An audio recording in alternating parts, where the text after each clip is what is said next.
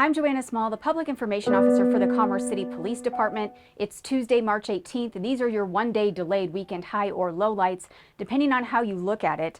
It's essentially our video blotter where we give you a rundown of the most significant incidents your CCPD patrol officers responded to over the weekend.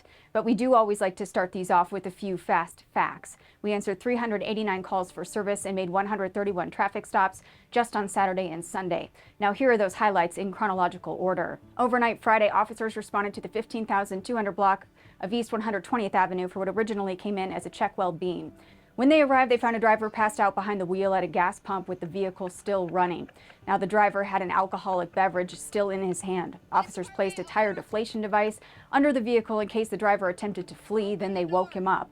The driver was disoriented and intoxicated and taken into custody for driving under the influence. He is facing additional charges for having an open container of alcohol in the vehicle.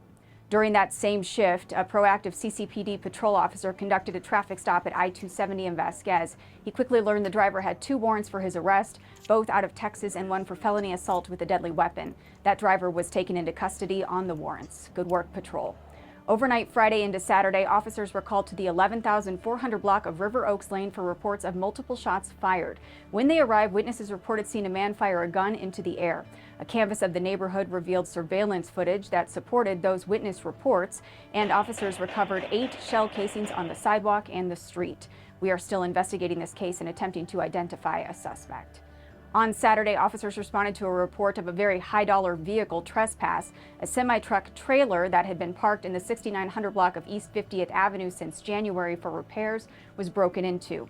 The damage to the trailer and the items stolen totaled nearly $50,000. Our detectives are currently working on reviewing surveillance footage from the location to determine if there's any video evidence of this crime. That same shift of officers also responded to a rollover crash on I-270 westbound just east of Vasquez Boulevard. Fortunately, there were no injuries, but a cement truck overturned, spilling its load on the roadway and bringing traffic to a standstill for several hours while CDOT crews conducted an extensive cleanup effort. Thanks for your patience if you found yourself stuck in that mess. Overnight Saturday into Sunday, officers responded to another rollover crash in the area, but this one was a hit and run. Officers located a single vehicle crashed in the median on the off-ramp from I-270 eastbound to Vasquez.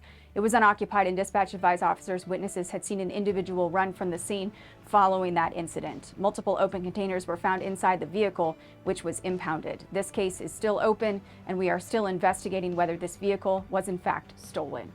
Officers on that same shift also responded to 2 separate shots fired calls, both the result of our gunfire detection technology. The first occurred in the 6800 block of East 66th Avenue. The second occurred in the 5500 block of East 60th Avenue. Both cases, 6 shell casings were recovered, and fortunately no structures, vehicles, nor thankfully people were struck. Officers on that shift also responded to a DUI driver who had been stopped at a traffic light for 30 minutes, then began moving and crashed into a curb. When officers arrived at Highway 2 and 72nd, they found the driver disoriented and the passenger unresponsive. Officers put the vehicle in park and shut off the ignition, locating open beer bottles in the cup holder in the process. They roused the passenger and determined that the driver was in fact intoxicated. She was arrested for DUI.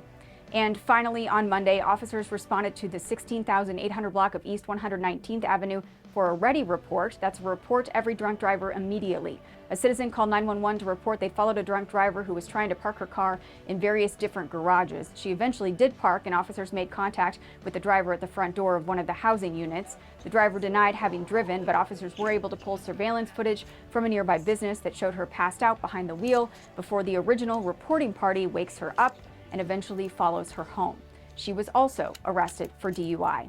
That's all for now. We'll see you next time. Have a safer week, Commerce City. And remember, if you need us, we are always just minutes away.